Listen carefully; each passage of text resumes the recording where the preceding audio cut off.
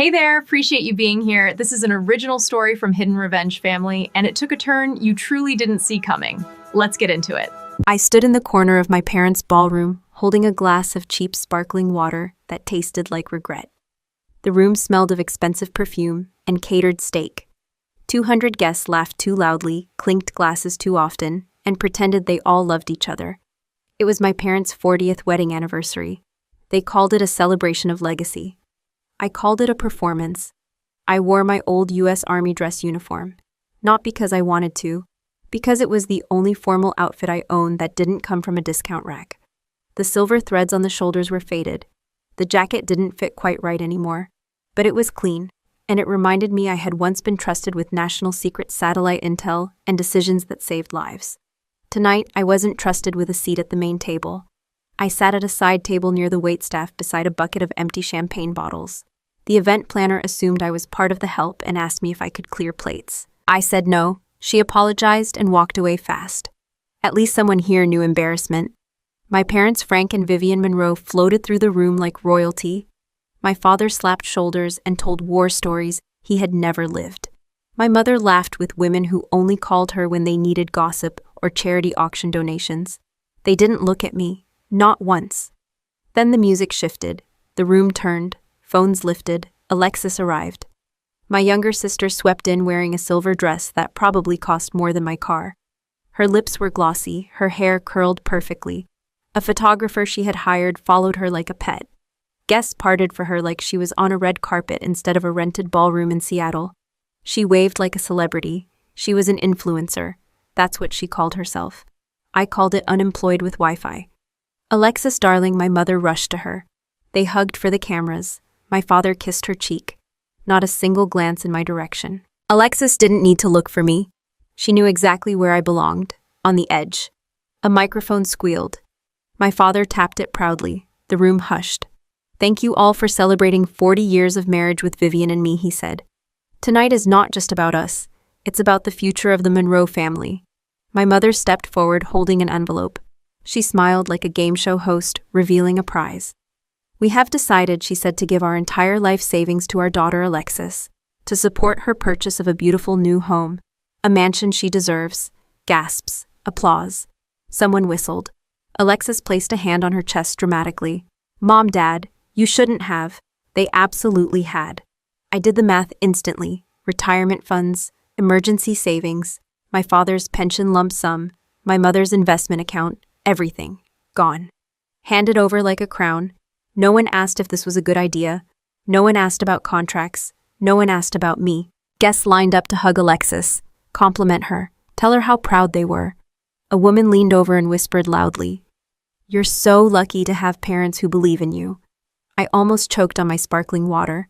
Alexis finally turned toward my corner. Her eyes locked onto me.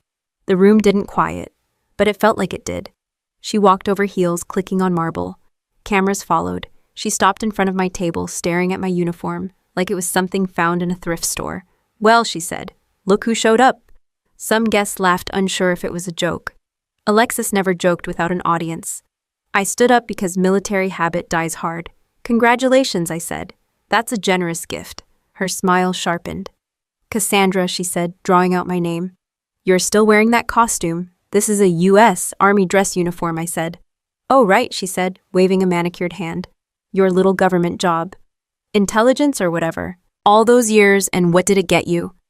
No house, no savings, no followers, just that jacket. A few people chuckled. Someone filmed on their phone. Alexis leaned closer. Such a waste of good genetics, she whispered loudly enough for half the room to hear.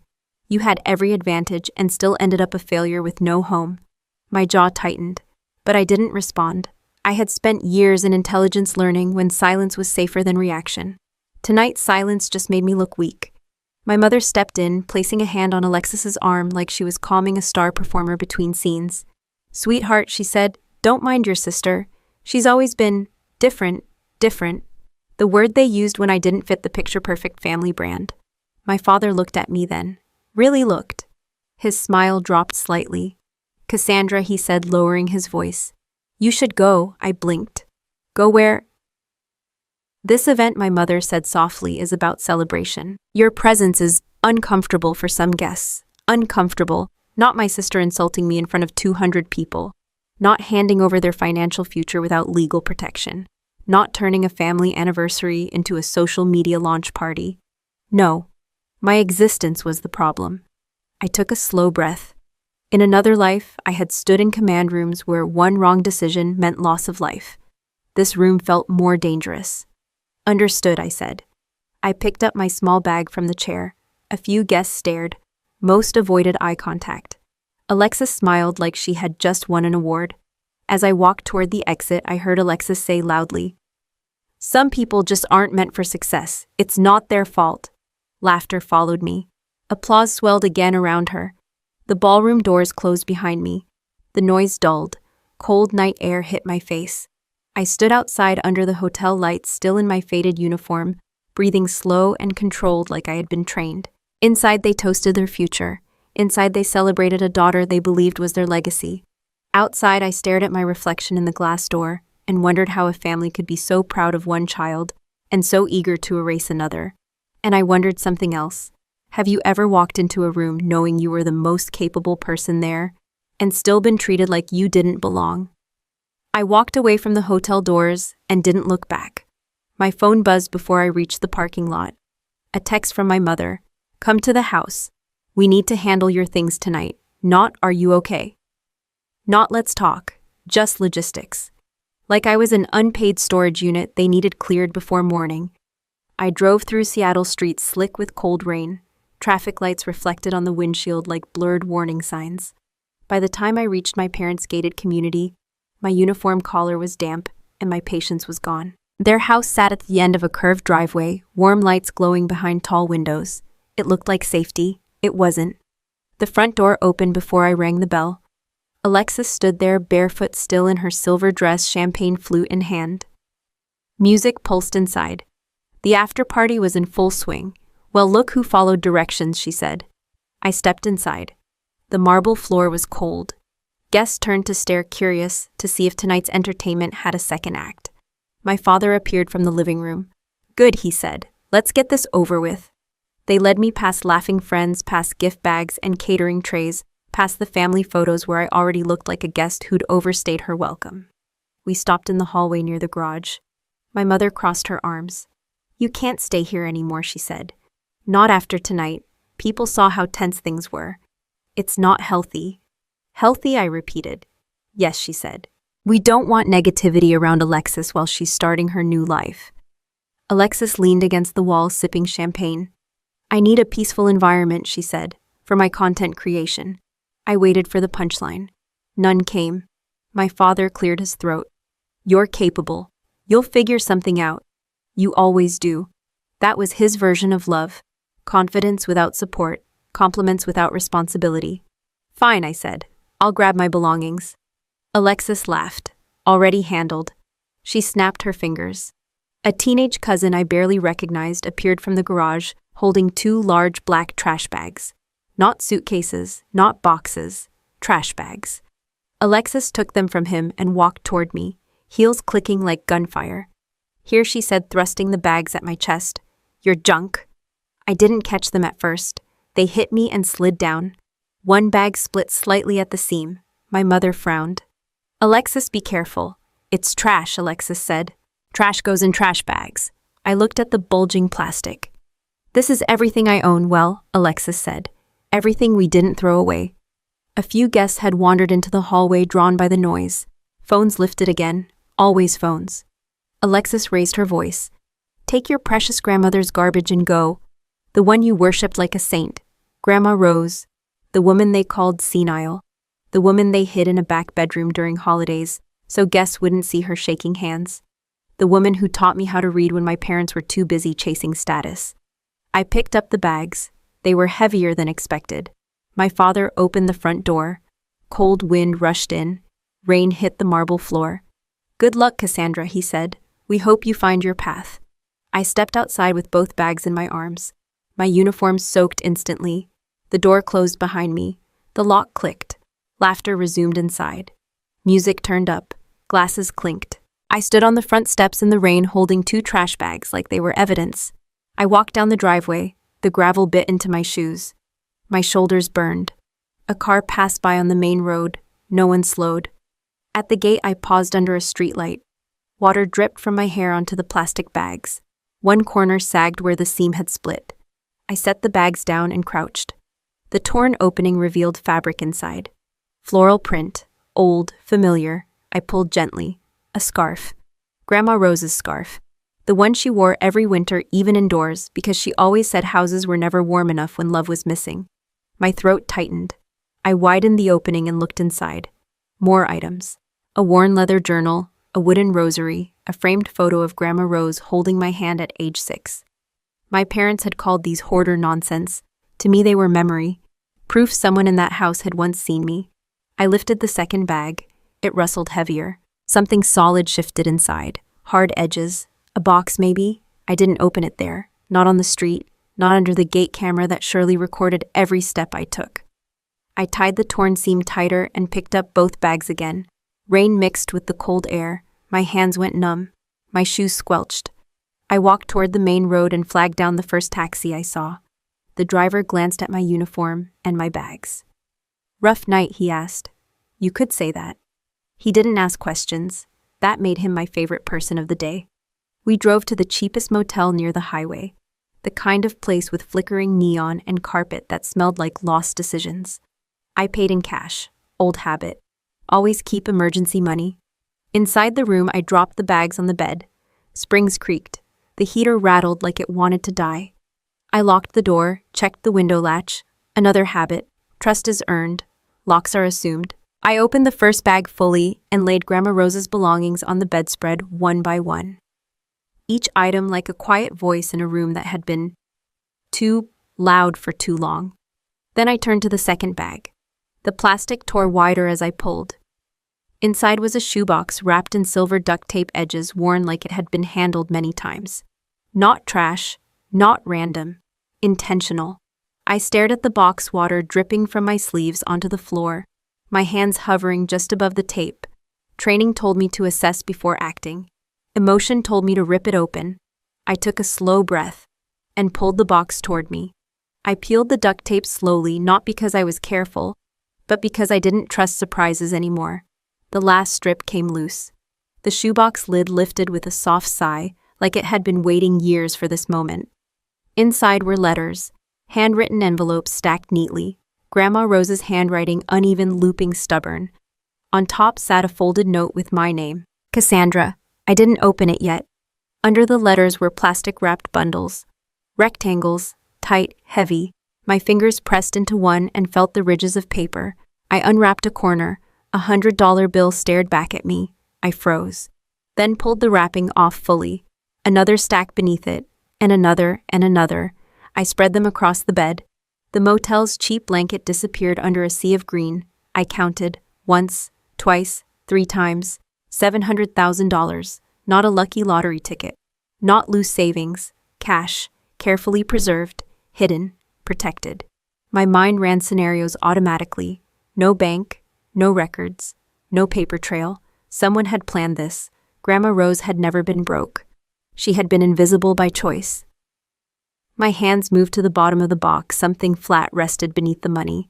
A thick envelope, cream-colored, sealed, stamped with a law firm's logo. Marcus Thornton and Associates. I tore it open. Inside was a property deed. I'd seen enough classified documents in my life to recognize authenticity. Watermark, notary stamp, registration code, official county seal. The address printed in bold letters made my breath stall. The mansion, the one my parents had proudly announced. The one Alexis was already painting and filming and calling my dream home. I read the ownership line. Registered owner Cassandra Monroe. Not shared, not partial, sole ownership. I sat back on the bed slowly, as if any sudden movement might change the words on the page. The heater rattled. A car passed outside. Somewhere a door slammed. Normal world sounds in a moment that wasn't normal at all. I checked the document again. Date of registration 3 months before Grandma Rose died. I whispered, "What did you do, Grandma?" My fingers found the note on top of the letters, the one with my name. I opened it. Cassandra. If you are reading this, it means they gave you what they think is trash. That tells me everything I needed to know. I built this family's wealth with my own hands. I watched how they treated kindness like weakness and money like love. I watched how they ignored you because you didn't flatter them, so I planned ahead. This house was never meant for Alexis. I wanted to see if glamour would blind her. It did. I wanted to see if greed would blind your parents. It did. I left you what matters, not because you need money, but because you understand loyalty. Protect yourself. Protect the truth. With love, Rose. My eyes stayed dry. Shock overrides tears. I folded the letter carefully and set it beside the deed. I spread out the rest of the envelopes. Most were addressed to lawyers, some to banks, some to me, dated over several years. Grandma Rose had played a long game. A thought cut through the moment. If Alexis and my parents thought the house was hers, how exactly had they arranged that no one buys a mansion in cash overnight? There were contracts, loans, signatures. I pulled my laptop from my bag and powered it on. The motel Wi-Fi was slow, but it worked. I logged into public property records, typed in the address, the screen loaded. Owner Cassandra Monroe, no liens, no mortgage, a clean transfer. They weren't just mistaken, they were trespassing. I leaned back against the headboard and exhaled. They had thrown me out with garbage and accidentally handed me their throne. But another line in Grandma's letter sat in my mind like a ticking device. Protect the truth. That meant there was more. Always more. I opened the rest of the letters. One envelope held printed emails, Alexis asking Grandma Rose to sign updated management papers. Another had copies of forms with Rose's name written in shaky ink that didn't match her handwriting. Forgery was obvious to anyone trained to spot it. My jaw tightened. Alexis hadn't just manipulated. She had committed crimes. I organized the papers across the bed. Money stacks on one side. Deeds centered.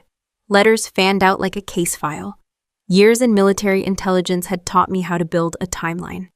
I started writing dates on a notepad. Alexis visited Grandma more often the last year of her life. Convenient. Alexis convinced my parents Rose was confused. Convenient. Alexis pushed paperwork. Convenient.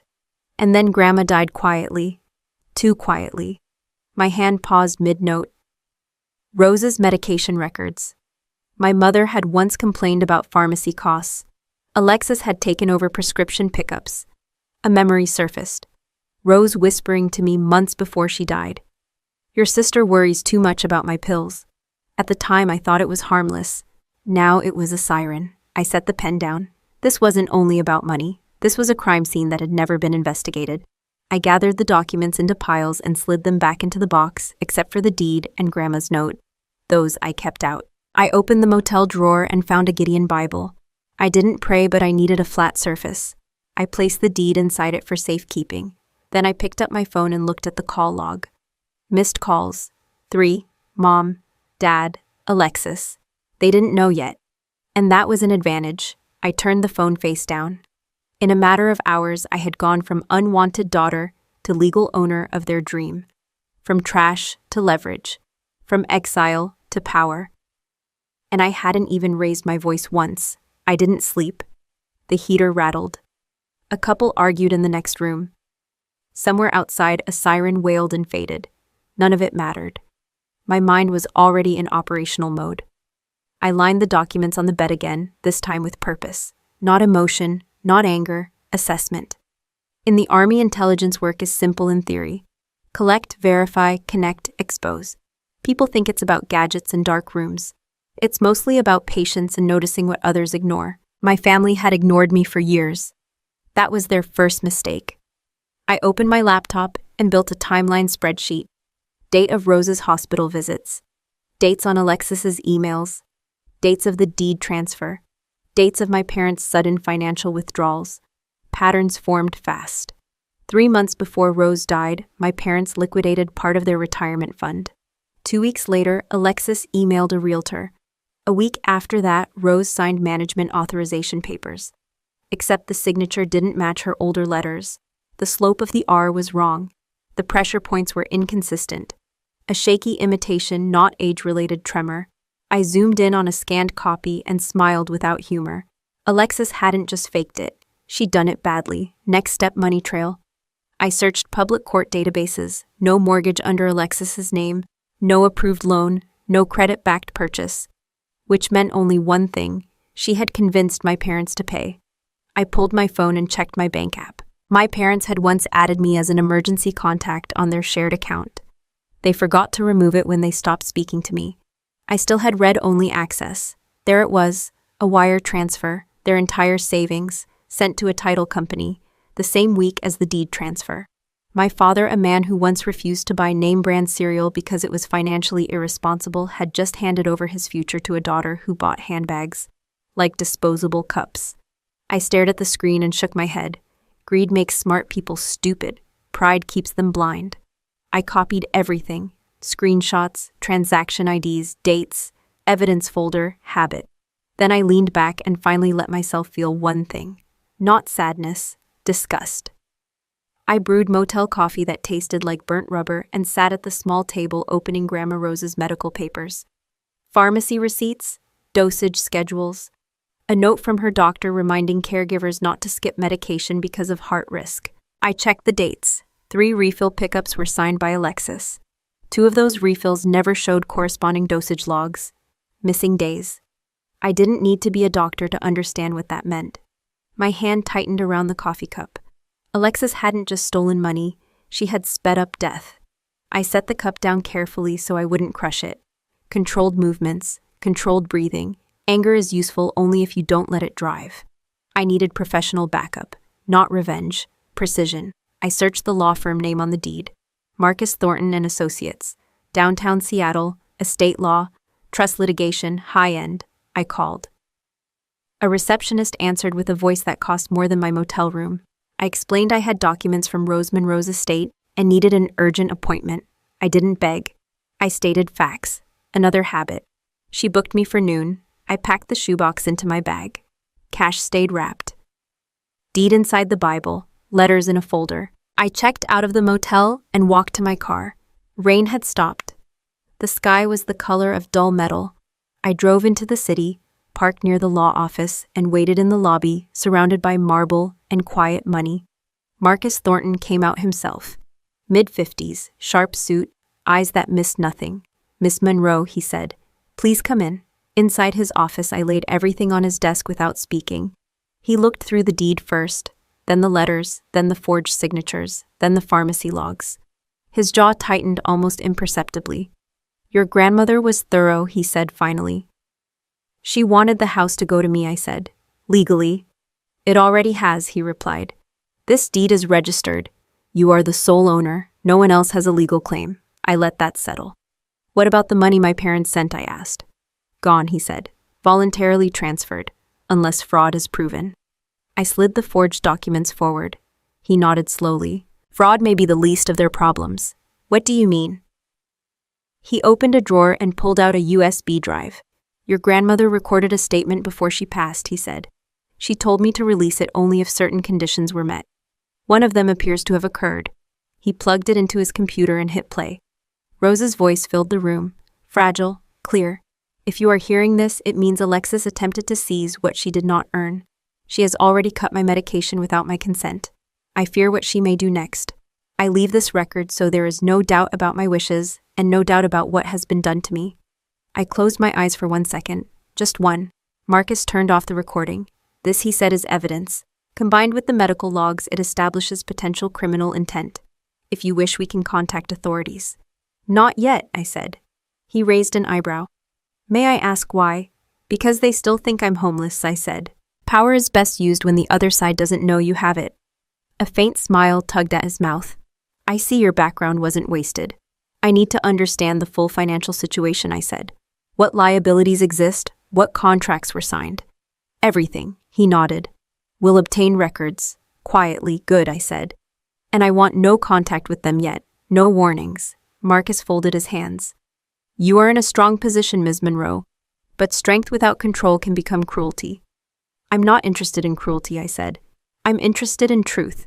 When I left his office, I felt lighter. Not because I was happy, because the fog had lifted. Every step now had a direction. I walked down the sidewalk, blending into the crowd, just another person in a gray city. My phone buzzed in my pocket. "Alexis, Incoming call. I didn't answer. I kept walking. I let the phone ring until it stopped, then slid it back into my pocket and kept walking like it hadn't mattered. By evening, I was sitting in a cheap diner booth with a cup of black coffee and a plan. Not a revenge plan, a containment plan. When you deal with unstable assets, you don't strike immediately. You observe. You let them expose themselves. My phone buzzed again. "Dad," I answered. "Where the hell are you?" he snapped. "Safe," I said. "You disappeared." My mother cut in on speaker. "We've been calling all day." I waited. Silence makes people fill space with truth. Finally, Alexis spoke. Her voice was sugary. "Cassandra, we need your help, urgently." I almost laughed. "My help," I said. "Yes," my mother said. "There's paperwork finalizing the house, closing fees, filing costs. Just $5,000. Your sister's accounts are temporarily tied up." Temporarily tied up. That was a creative way to describe drowning in debt. Dad cleared his throat. "You owe us. We raised you, fed you, put a roof over your head." I stared at the diner's laminated menu, suddenly grateful for its honesty. Pancakes cost what they said. No emotional fine print. "I don't have $5,000, I said. Alexis scoffed. "You always say you don't have money. Maybe if you'd chosen a real career instead of playing soldier," I cut her off. "I work at a warehouse," I said. "Night shifts. I barely pay for a room." It wasn't true. I had money, cash, a house, leverage. But truth was a weapon best kept hidden. Gray rock. No emotion, no argument, no defense. Just dull reality. My mother sighed loudly.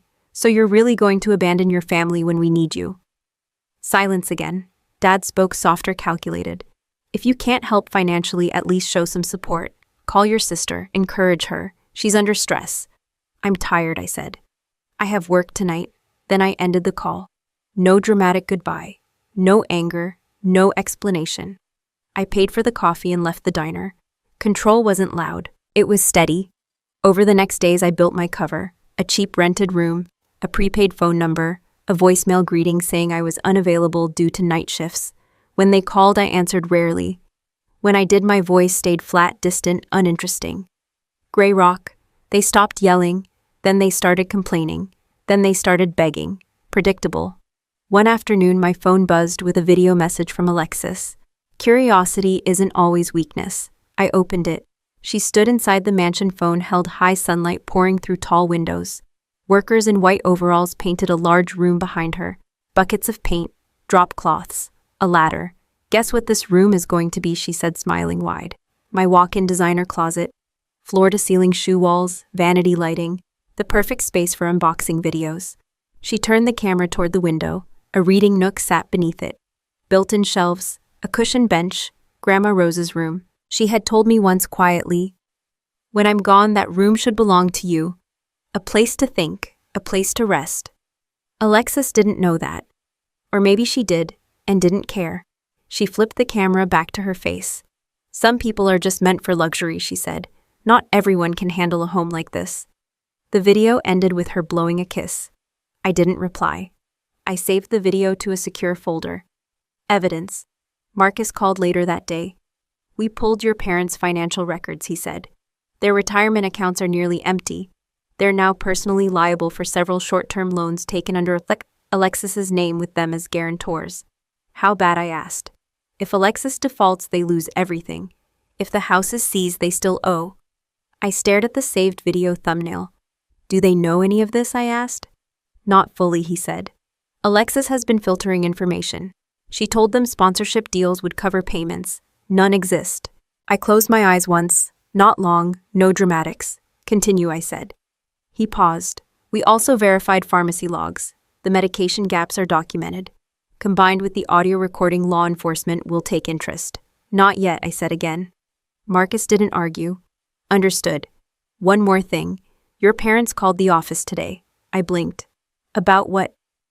"They wanted to confirm whether any assets remained in Rose's estate," he said. I told them all matters were settled. What did they say? They sounded worried. Worried. Good. Fear loosens tongues. Silence tightens traps. That night, I sat on the narrow bed in my rented room and laid out my documents again. Deed, letters, forged signatures, financial records, video of the painted room. Every piece fit. Every thread led forward. I didn't hate them. Hate clouds judgment. I didn't need to punish them. Consequences would do that on their own. All I had to do was choose the moment and stay invisible until then. My phone buzzed again. Mom this time. I let it ring. I watched the phone vibrate itself silent, then turned it off completely. No distractions, no interruptions. If I was going to move forward, I needed clean space in my head. The next morning I met Marcus again. He didn't offer coffee this time. He didn't waste small talk either. He simply closed his office door, locked it, and placed a digital recorder on the desk. "There's more," he said. He pressed play. Grandma Rose's voice filled the room again, softer than the first recording, but sharper in intention. "If you are hearing this," she said, "then Cassandra has the truth in her hands. I want it known that Alexis Monroe deliberately interfered with my medical treatment. She withheld my heart medication on multiple occasions. I confronted her. She said I was in the way of her future." My fingers curled into a fist under the table. Rose continued, "I did not die peacefully. I died aware, and I prepared accordingly." The recording stopped. Marcus exhaled slowly. "This statement is admissible. Combined with pharmacy data and the forged documents, this is no longer a civil dispute. This is a criminal matter." I stared at the blank wall behind him.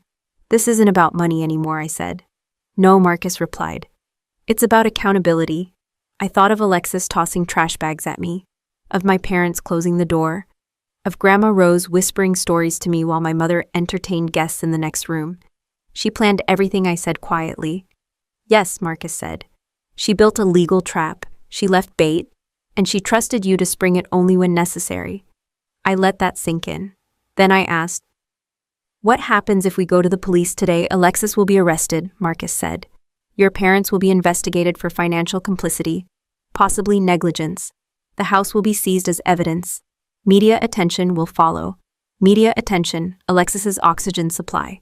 But Marcus added, "Your parents will likely lose everything immediately, and Alexis may negotiate reduced charges if she cooperates." I didn't like that. I didn't want chaos. I wanted clarity. I wanted truth spoken in a room full of people who thought they had buried it. "Not yet," I said. Marcus studied me. "You have something else in mind." "I received something in the mail," I said. "Yesterday." I slid an envelope across his desk. He opened it. A glossy invitation card. "Alexis Monroe invites you to the housewarming and engagement celebration, Friday, 7 p.m., Monroe Estate." Engagement. She hadn't even told me she had a boyfriend serious enough for that. Then again, Alexis didn't need love. She needed an audience. Marcus raised an eyebrow. "She sent this to you." "No," I said. "She sent it to my parents." My name was crossed out. "They forwarded it to guilt me into showing up." Marcus smiled once. Poetic. I leaned back in my chair. "They're going to gather everyone who matters to them," I said. "Friends, business contacts, family, influencers, people who believe Alexis is the future of the Monroe name." Marcus nodded slowly. "A public environment," he said, "where facts can't be hidden later." I didn't answer. I didn't need to. He folded his hands. "If you walk into that house, you must be prepared for every outcome. Emotional escalation, law enforcement involvement, permanent consequences." "I've been preparing for years," I said. Marcus slid the recorder toward me. "Take this. If anything happens, press record. Always." I placed it in my pocket. When I left the office, the city felt different. Not hostile, just neutral, like a chessboard waiting for the next move. I drove past the mansion that evening. Tall gates, fresh paint, landscaping trucks. A banner on the balcony. "Welcome to the new era." Alexis's era. I parked across the street and watched workers carry furniture through the front doors. Expensive, fragile, unaware that none of it legally belonged to the woman directing them. My phone turned back on. Notifications flooded in. Missed calls, texts. "Mom, please call us. We're under a lot of stress. Dad, Alexis needs family support right now. Don't be bitter, Alexis. If you show up Friday, don't embarrass yourself." I didn't respond to any of them. Instead, I opened a new contact in my phone. Detective Luis Ortega, Major Crimes. Marcus had given me the number earlier just in case. I didn't call yet. Not because I hesitated. Because timing mattered. Later that night, I sat in my rented room, Grandma Rose's scarf around my neck. Not for warmth, for grounding. I laid everything out on the bed again. The deed, the recording device, the folder of evidence, the invitation card. I rehearsed no speeches, no dramatic lines, no emotional pleas. Facts speak for themselves. I only needed to hold the microphone long enough for the room to hear them. My phone buzzed one more time. A new video from Alexis. She stood at the mansion's entrance this time, a diamond ring on her finger. Her fiancé smiling beside her like a man who had no idea what storm he'd walked into. "Big night Friday," she said. "Hope you're not too busy stacking boxes to come." I watched once, then deleted it, evidence saved elsewhere. I turned off the lights, lay down and closed my eyes, not to rest, to focus, because Friday wasn't about revenge. It was about revealing what had been buried. And once truth enters a room, no one walks out the same. I stepped out of my car and pulled the collar of my plain black coat up against the cold. The mansion glowed ahead of me. Warm golden lights, polished windows. A driveway lined with rented luxury cars. Valets hurried like obedient ants. Music pulsed through the walls. Laughter floated into the night air. Alexis had built herself a kingdom of glass. Tonight she planned to sit on the throne. I walked past the valet stand. No one recognized me without the uniform. No one stopped me. To them I was just another guest who didn't matter. Inside the entrance hall smelled of fresh paint and expensive candles. Marble floors reflected the chandelier's light so brightly, it almost hurt to look at. A banner hung above the staircase. "Welcome to the new era of the Monroe family." Subtlety had never been Alexis's strength. A hostess with a tablet smiled. Name Cassandra Monroe. Her smile froze for half a second. Then she forced it back. "Right this way." She didn't offer to take my coat. I walked into the main hall. The crowd was bigger than at the anniversary party. Influencers, realtors, local business owners, people who clapped whenever someone important entered a room. Cameras floated on gimbals. Ring lights glowed in corners. A live stream screen showed Alexis greeting guests at the far end of the room like a presidential candidate. My parents stood beside her. My mother wore a champagne-colored gown and a smile that looked painted on. My father shook hands like he was still proud of himself. They didn't look like people on the edge of financial ruin. They looked like winners who didn't know the scoreboard was fake. Alexis spotted me across the room. Her eyes widened just slightly. Then she turned to the nearest camera and whispered something with a grin. The cameraman swung toward me. Perfect. I walked forward at a steady pace. No rush, no hesitation. Just a woman entering a building she legally owned. Guests moved aside automatically, not out of respect, but curiosity. People sense tension like sharks sense blood. Alexis stepped away from her fiancé and met me halfway. "Well," she said, lips stretched tight, "you actually came." I didn't hug her. I didn't smile. I just looked at her hand. The diamond ring caught the light like a signal flare. "Congratulations," I said. Engagements are serious commitments. Her fiancé, a tall man with expensive shoes and nervous eyes, extended his hand. "I'm Ryan," he said. "Nice to meet you." I shook his hand. "Cassandra." His grip loosened slightly when he heard the name. He glanced at Alexis. She laughed too loudly. "She's my sister," Alexis said. "The one who hates family events." I didn't correct her. Let the room keep believing the version they liked. It made the contrast sharper later. My mother appeared, champagne flute in hand. "You look well," she said carefully. "I am," I said. My father joined us. He cleared his throat. "Cassandra, let's not cause a scene tonight. This is important for Alexis." "I wouldn't dream of causing a scene," I said. Which was true. Scenes were emotional. I was here for exposure. A bell chimed. A man in a suit stepped onto a small stage near the staircase. "Ladies and gentlemen," he said, "please gather. Our hostess has a few words." Music lowered. People turned. Phones lifted again. Alexis walked up the steps to the landing framed by the banner and chandelier. Her fiancé stood beside her. My parents flanked her like loyal guards. She took the microphone.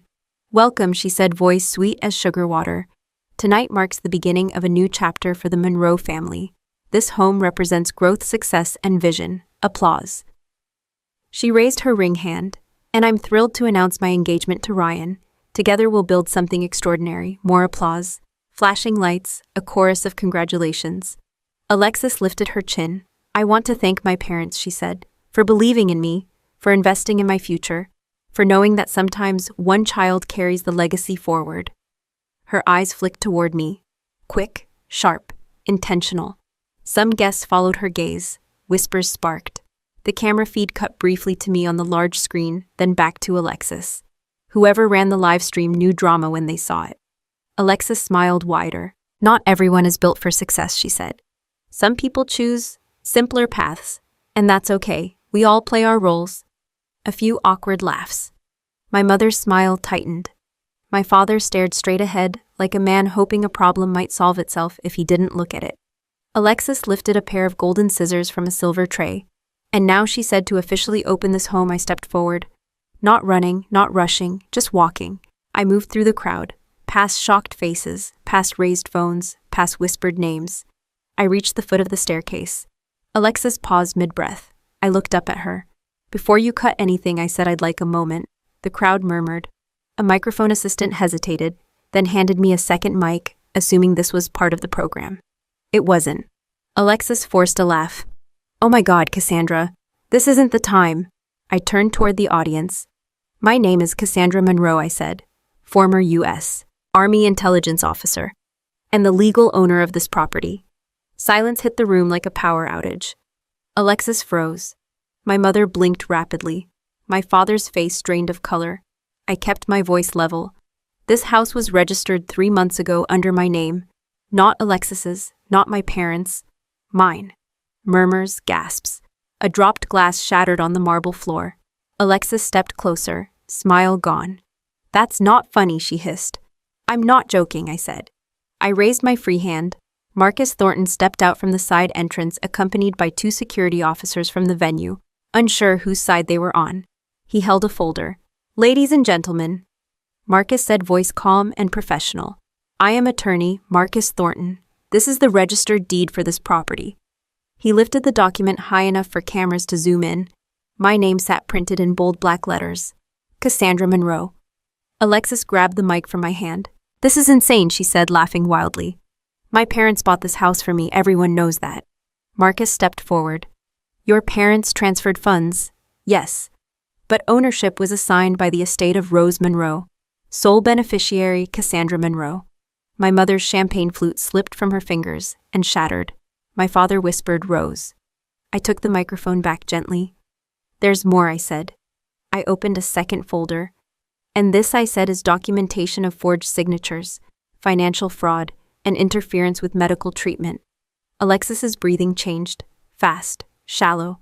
I looked directly at her. You didn't just steal money, I said. You tried to erase a woman who saw through you. No one moved. No one spoke. No one blinked. Not yet. But every eye in the room had shifted, and every camera was recording. I didn't raise my voice. I didn't need to. The room was quiet enough to hear someone's phone vibrate on silent mode. Alexis stared at the deed in Marcus's hand, as if it might burst into flames and save her. It didn't. Paper doesn't lie. People do, Ryan. Her fiancé leaned toward her. Alexis, he whispered, what is she talking about? Alexis didn't answer him. She stepped down one stair, eyes locked on me. You're bitter, she said. You always hated that I succeeded. I kept my expression neutral. This isn't about feelings, I said. It's about law. My father stepped forward, hands raised like he was trying to calm a hostage situation. Everyone just relax, he said. There must be some misunderstanding. Rose was confused near the end. She didn't know what she was signing. Marcus turned slightly and opened the folder wider. Actually, he said, Mrs. Rose Monroe recorded a statement regarding her mental clarity and her intentions. He pressed a button on a small speaker he placed on a nearby table. Grandma Rose's voice flowed into the hall. Steady, clear. I am of sound mind, she said. I know exactly what I am doing. I am transferring ownership of the Monroe property to my granddaughter Cassandra. I do this willingly and without coercion. A collective inhale swept the room. Alexis shook her head violently. That's fake. You set this up. You've always been jealous. I stepped closer. Not to intimidate, to be heard. You threw me out with trash bags, I said. You laughed while doing it. One of those bags carried your future on paper and your crimes in ink. My mother's face crumpled. Crimes, she repeated faintly. I lifted the second folder. These, I said, are pharmacy records, signed by Alexis Monroe. These, I flipped another page, are medication logs showing missing doses. And this, I held up the forged authorization document, is your mother's signature, written by someone else. My mother looked at Alexis. Really looked. Not at the influencer. Not at the daughter she bragged about. At a stranger. Ryan stepped back from Alexis. Tell me you didn't do this, he said quietly. Alexis turned to him, voice rising. You don't understand. They never gave me anything. I had to take it. You cut her medication, I said. The word cut through the noise. My father's knees bent slightly. He grabbed the stair rail. Alexis, he whispered, what did you do? Alexis's breathing went sharp. She looked around. Phones were still raised. People were filming everything. The live stream screen still showed the scene in real time. Comments were scrolling so fast they blurred. She tried to laugh. She's crazy, Alexis said. She's been unstable since the army. This is a stunt. Marcus stepped forward again. At this point, he said calmly, we have sufficient evidence of document forgery and potential medical interference leading to death. I have already contacted major crimes. A beat of silence. Then the front doors opened. 2 uniformed officers entered, followed by a man in a dark jacket and badge. Detective Ortega. He didn't rush. He didn't dramatize. He walked like someone who knew the story would not escape him. Alexis Monroe, he said. I need you to step away from the staircase and put your hands where I can see them. Alexis turned to my parents. Mom, she said. Dad, do something. My mother shook her head slowly. Tears formed but didn't fall. My father stared at the floor, unable to meet anyone's eyes. Ryan moved even farther back. Alexis's voice cracked. This is her fault. She set me up. I looked at her. You set yourself up, I said. All I did was open the bag you threw at me. The officers stepped closer. Alexis took one step back, then another, but there was nowhere to go. Cameras surrounded her, guests pressed against walls, no exits, no narrative left to spin. Alexis Monroe. Ortega repeated, you are being detained on suspicion of document fraud, financial deception, and interference with medical care resulting in death. The word death rolled through the room like a cold wind. One officer gently took Alexis's arm. She resisted for half a second, then realized. Resistance would only make better footage. She lifted her chin and walked with them, shaking off the officer's hand like she was exiting a fashion runway. Flashes exploded. People shouted questions. Someone cried. Someone laughed nervously. Someone whispered, is this real? My mother finally broke. She sank onto the stairs, covering her mouth. My father sat beside her like a man whose spine had evaporated. I didn't approach them. Not yet. Not there. Marcus leaned slightly toward me. It's done, he said. Not everything, I replied. Ortega returned after guiding Alexis outside. Miss Monroe, he said to me, will need your full statement and the original documents. You'll have them, I said. My attorney will coordinate. He nodded. Professional respect, recognizing professional preparation. The crowd began to dissolve. People backed toward exits, still filming, still whispering, still hungry for angles. Influencers already crafting captions. Neighbors pretending they hadn't enjoyed the spectacle. The mansion felt larger now, hollower. I walked up the stairs slowly, passing my parents without a word. They didn't stop me. They couldn't. I reached the landing where Alexis had stood minutes ago, claiming a legacy. I turned and faced the room. This house, I said, voice calm, is now under my control. Any person remaining on the property after tonight does so with my permission only. No one challenged it. No one questioned it. The deed had already spoken. One by one, guests left. The music had stopped. The light still shone. The banner still read, welcome to the new era. It just belonged to someone else now. I stood alone at the top of the staircase, looking down at the wreckage of pride, greed, and denial. And I finally felt nothing. Not anger, not triumph, just certainty. I didn't stay in the mansion that night. After the last guest left and the police cars disappeared into the distance, I walked out through the front doors like a landlord inspecting a property, not a daughter reclaiming a home. I locked the door behind me and handed the keys to Marcus. Secure it, I said. No one enters without my approval. He nodded. Understood. Then I drove away. Not because I was running, because I didn't need to sit inside a victory. I needed to decide what came next. The news broke before sunrise. Influencer arrested at lavish engagement party. Family mansion ownership scandal. Elder abuse investigation linked to prominent local family. Alexis had built her life on attention. In the end, attention burned it down. Detective Ortega called me that morning. Alexis confessed partial involvement, he said. She claims she only adjusted medication and didn't expect your grandmother to die. Negligence doesn't require intent, I said. He exhaled. You've done your homework. Someone had to, I replied. He told me my parents had been interviewed. They hadn't been arrested. Not yet. Their role sat in a gray zone, willful ignorance mixed with financial dependency. They hadn't forged documents. They hadn't handled medication. But they had handed over everything without asking questions. And they had thrown out the only person who might have stopped it. Weeks passed. Alexis was charged with document forgery, financial fraud, and medical interference resulting in death. Her lawyer tried to spin it as family misunderstanding. The evidence didn't bend. Ryan disappeared from every headline. He issued one statement wishing the family privacy and vanished like a man stepping away from a live wire. My parents tried calling again. I didn't answer.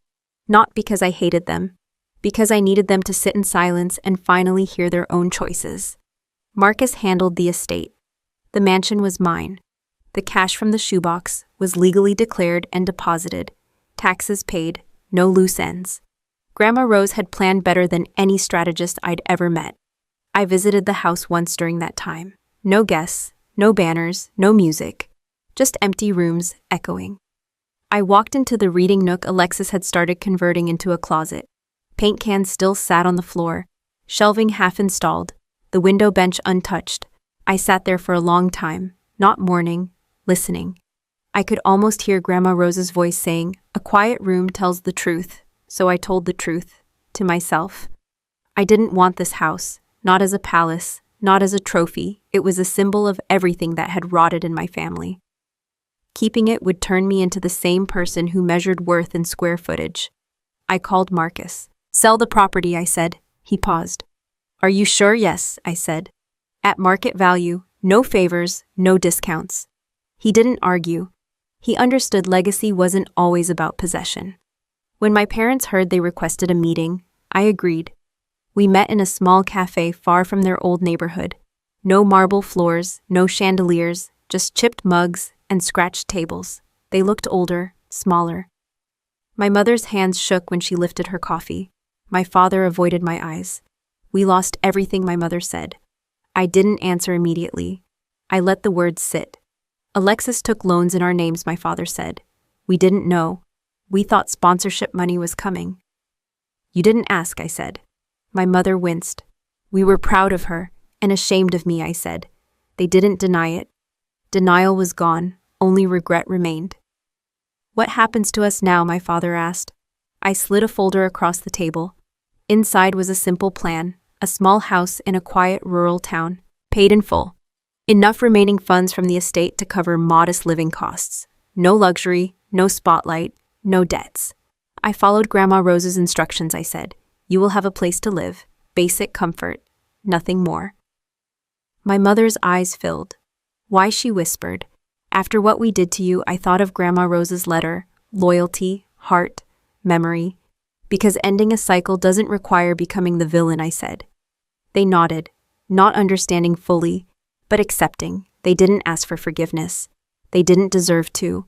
But they took the folder like people handed a second life they hadn't earned. Alexis was sentenced months later. Reduced time for cooperation. Court-ordered restitution. Permanent criminal record.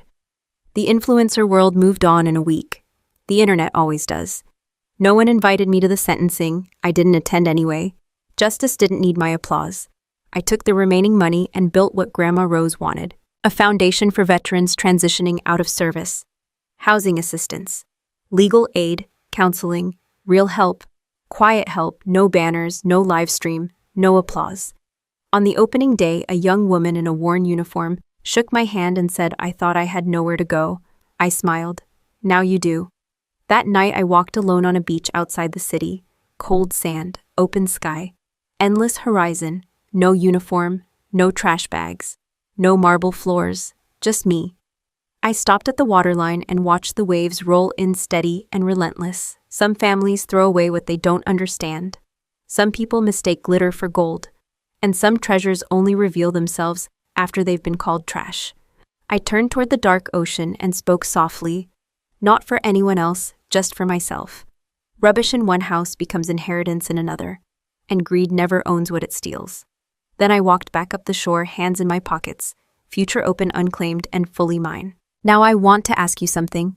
If you discovered your own family had built their comfort on lies and you were the only one holding the truth, would you stay silent to keep the peace or speak up and risk burning everything down? Share your thoughts in the comments and don't forget to subscribe for more stories where justice refuses to stay buried. I sat on a wooden bench outside the foundation office, watching a young veteran fill out an intake form with shaking hands, and I realized something simple. Family isn't always the place where love lives. Sometimes it's just where transactions happen.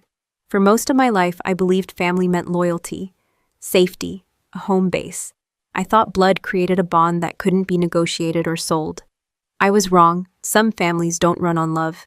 They run on profit, image, and hierarchy. Once I saw that clearly, everything in my past suddenly made sense.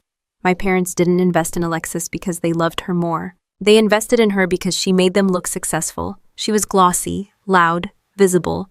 She turned their name into a brand. I was quiet, private, gone for years in a job that didn't produce photos or applause. To them, I wasn't a daughter.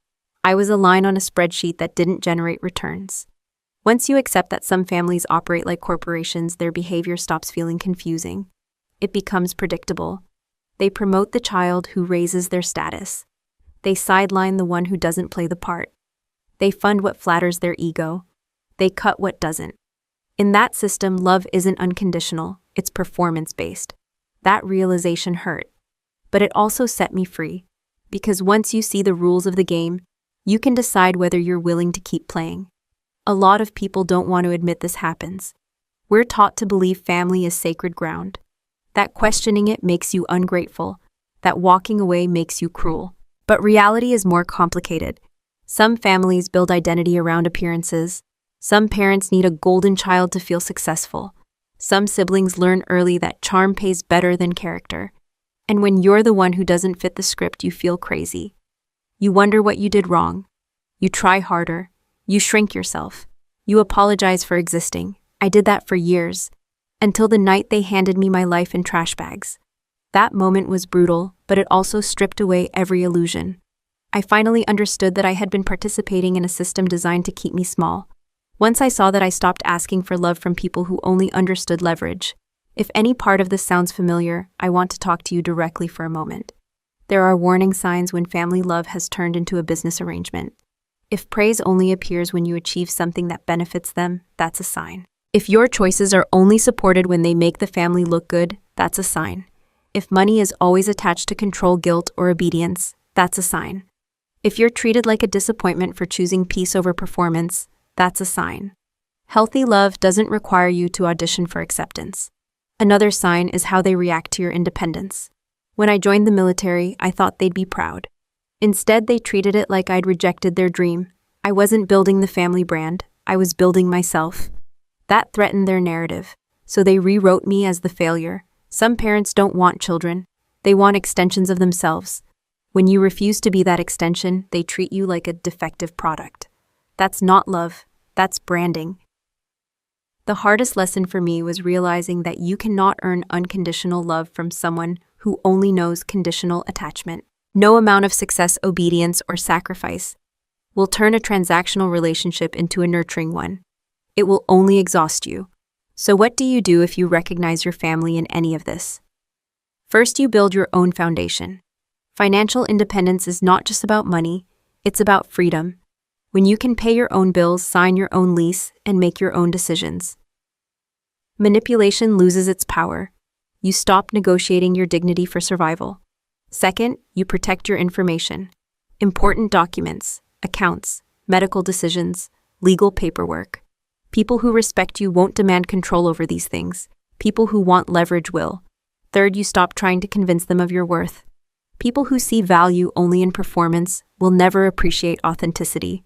The more you try to prove yourself, the more power they hold. Fourth, you create a support system outside the family structure. Friends, mentors, communities, therapists, anyone who sees you as a whole person, not a role in their personal theater. I was lucky, I had Grandma Rose. Not everyone gets a guardian like that. But even she knew she couldn't be around forever. That's why she didn't just leave me money. She left me evidence. She left me a way out. She left me the truth. Most people won't inherit a shoebox full of cash and deeds. But everyone can build their own exit plan. One boundary at a time. One decision at a time. One refusal to be mistreated at a time. Walking away from toxic family dynamics is not dramatic. It's not cruel. It's often the first adult decision you make that is fully your own. And here's the part no one tells you. When you stop participating in the transaction collapses. The roles fall apart. The golden child is forced to stand on their own. The parents face the consequences of their choices. The system breaks. That isn't revenge. That's reality correcting itself. I didn't win because I exposed them. I won because I stopped needing their approval. The house, the money, the courtroom drama. Those were just symptoms. The real victory was realizing I never needed to be chosen by people who never truly saw me. Sometimes the family you're born into is the first system you outgrow. And outgrowing it doesn't make you heartless. It makes you free. For a long time, people thought I was weak. They saw me stand in that ballroom while Alexis laughed at me. They saw me walk out without screaming, crying, or throwing a glass. They saw me answer my parents with flat, emotionless sentences. To them, I looked defeated, passive, easy to push aside. What they didn't see was that I was doing exactly what I was trained to do. In military intelligence, you learn quickly that reacting too fast is how you lose. The loudest person in the room is rarely the one in control. The one who keeps their breathing steady, their face neutral, and their words minimal is the one gathering data. Every outburst from the other side becomes information. Every insult becomes a clue. Every attempt to provoke you reveals their position. Silence isn't absence, it's observation. But you don't have to be a soldier to use this skill. You just need to understand one truth in toxic family systems. Emotional reactions are currency. The more you give, the richer they become. When Alexis insulted me in public, she wasn't just being cruel. She was testing how much emotional fuel she could extract. Anger, tears, shame, anything dramatic would have fed her narrative that I was unstable and she was superior. By giving her nothing, I left her performing alone on stage. That strategy has a name. Some therapists call it gray rock. I just call it refusing to dance. Gray rock is simple in practice, but hard in emotion. It means answering without color, speaking without defensiveness, ending conversations without justification, not explaining yourself to people who don't listen, not arguing with people who don't want truth, only control. When my parents called demanding money, I didn't shout. I didn't remind them of every sacrifice I had made. I didn't recite my resume or my service record. I simply said I didn't have it, short, plain, boring, no handle to grab. When Alexis sent videos to provoke me, I didn't respond. No angry reply, no counterattack, no online war. She needed attention. I gave her emptiness. At first that made them escalate. Louder insults, bigger guilt, more dramatic pleas. That's what happens when manipulators feel supply running low. They turn up the volume.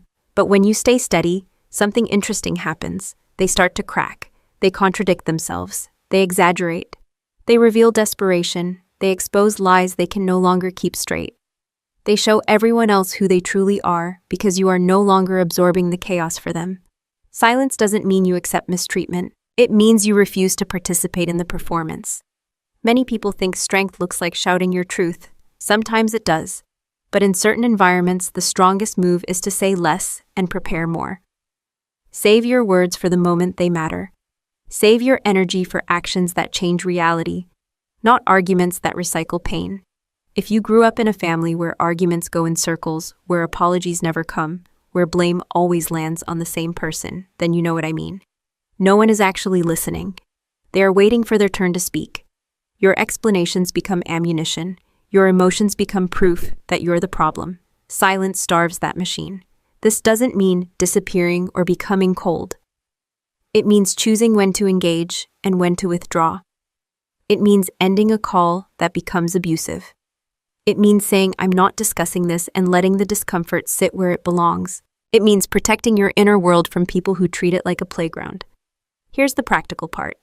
If a family member insults you, you don't need a speech. You can say, I'm not okay with being spoken to that way, and end the conversation. If they demand money explanations or emotional labor, you can say, I'm not able to help with that and repeat it as many times as needed. If they push for justification, you don't owe one. Boundaries are not court cases. You don't have to present evidence to deserve respect. If they try to pull you into drama through texts or social media, you don't have to respond. Silence is a complete sentence. At first it feels unnatural. We're trained to over-explain, to soften every no, to manage other people's feelings. But when you stop doing that, you learn something powerful. Their reaction is not your responsibility. Another lesson I learned is that silence works best when paired with preparation. I didn't just stay quiet. I gathered documents, I made calls, I built a case, I set traps. My silence wasn't empty, it was strategic. You don't need a legal battle to apply that.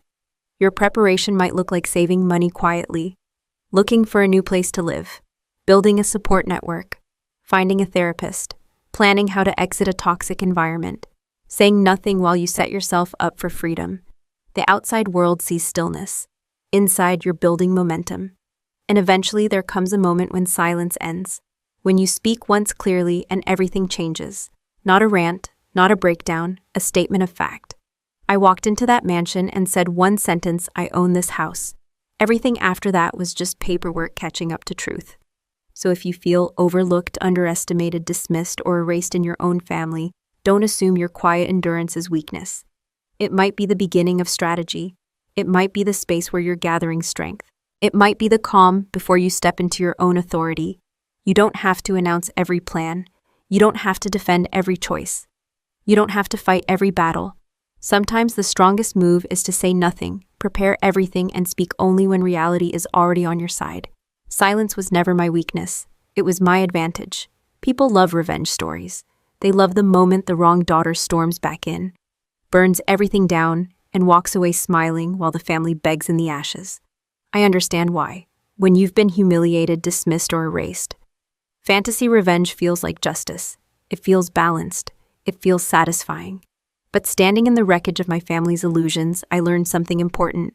Revenge is easy. Justice is hard. Revenge says hurt them the way they hurt you. Justice says stop the cycle so no one else bleeds from it again. The night Alexis was taken away in handcuffs, I could have gone further. I could have left my parents homeless. I could have let debt swallow them. I could have sold the mansion and kept every dollar. I could have walked away and said, you deserve this. No one would have blamed me, but then I would have become exactly what poisoned that family in the first place. A person who treats others as disposable once they no longer serve a purpose. I wasn't raised by my parents. I was raised by Grandma Rose. And Grandma Rose didn't build traps to create suffering. She built them to expose truth. She wanted consequences, not cruelty. She wanted accountability, not annihilation. That distinction matters. There's a difference between burning a house down and turning off the gas leak that keeps poisoning everyone inside. When I sold the mansion and set my parents up with a modest home, I wasn't rewarding them. I was choosing not to continue the tradition of emotional destruction. I didn't forgive them. Forgiveness is personal, optional, sometimes impossible. But I refused to become their mirror. Justice isn't about winning, it's about ending what should never continue. A lot of people struggle with this. They've been hurt deeply by family, manipulated, abandoned, controlled. And they ask themselves, if I don't destroy them back, does that mean they got away with it? No. It means you refuse to carry their poison forward. You can hold people accountable. You can set boundaries. You can involve law when necessary. You can cut contact. You can protect your life and peace, and still choose not to become the same force that harmed you. That balance is where real power lives. My parents will live with what they did. Every quiet morning in their small house, every holiday without Alexis, every memory of a daughter they pushed out the door. That is their consequence. It doesn't require my constant punishment. It doesn't require my hatred. It simply exists. Alexis will live with the criminal record, a broken reputation, and the knowledge that her rise was built on theft and cruelty. That is her consequence. And I get to live with something different. A life built by choice, not reaction. That's what justice gave me. If you've ever been wronged by family, you might be facing a similar crossroads. Part of you wants to expose them. Another part wants to disappear. Another part wants to scorch the earth and never look back. I won't tell you what to do. Every story is different. Every wound is personal. but I will offer a few truths I learned the hard way. First, you don't owe forgiveness to people who refuse accountability. Letting go of revenge does not mean pretending nothing happened. Second, boundaries are not cruelty. Cutting contact with someone who harms you is not betrayal, it's self-respect. Third, justice is not always loud. Sometimes it's legal, sometimes it's emotional. Sometimes it's simply building a life where their power over you no longer exists. Fourth, you are allowed to outgrow your family. You are allowed to rewrite your role. You are allowed to choose peace over performance. And finally, you are not obligated to carry forward the dysfunction you survived. Family cycles repeat because someone keeps playing their assigned part. The golden child, the scapegoat, the peacemaker, the rebel, the invisible one. The moment you step out of your assigned role, the system shakes. The moment you refuse to become the villain in their story, you write your own. I didn't inherit the Monroe legacy. I dismantled it. Then I built something new in its place. Not a mansion, not a brand, not a performance. A quiet life, a meaningful purpose. A name that stands on truth instead of illusion, and that more than any courtroom victory or public reveal is the real ending.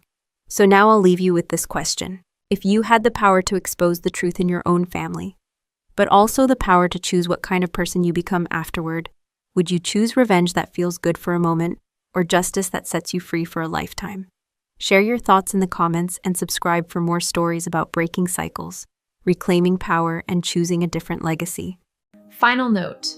This story is a work of fiction created by artificial intelligence to heighten drama and emotion. But the valuable lessons we discuss are entirely real and continue to happen to many people every day.